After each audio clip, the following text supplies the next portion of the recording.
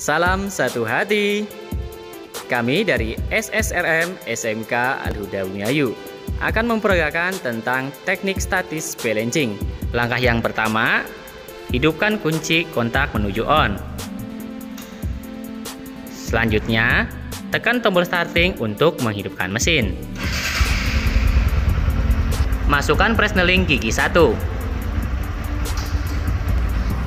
Tarik handle gas sampai roda bersentuhan dengan tembok. Setelah bersentuhan dengan tembok, tekan tuas rem belakang. Kemudian matikan kunci kontak. Posisi setang harus stabil antara kanan dengan kiri, itu tidak bergerak atau tidak bergeser. Nah, seperti itu ya teman-teman ya, posisinya lurus. Posisi kaki kanan berada di atas rem.